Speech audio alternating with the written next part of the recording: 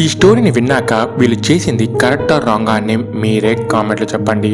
రఘు అనే వ్యక్తికి కొత్తగా మ్యారేజ్ అయ్యి తన వైఫ్తో కలిసి తిరుమల గుడికి వచ్చి తిరిగి తన కారులో వెళ్తూ ఉండగా ఒక పాప సూసైడ్ చేసుకుందామని వీళ్ళ కార్ కింద పడుతుంది.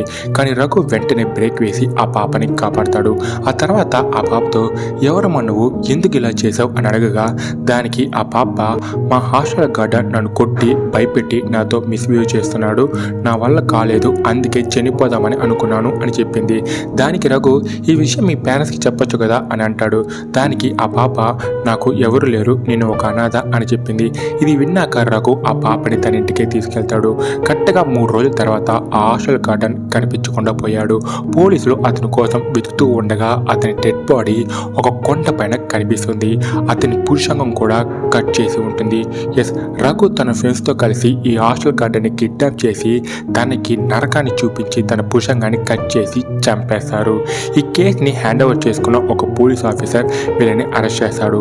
కానీ వీళ్ళు చేసింది మంచి పని అని తెలిసాక వాళ్ళని వదిలేసి ఆ హాస్టల్ గార్డెన్ని సింహం వేటాడి చంపేసిందని కేసుని క్లోజ్ చేశాడు.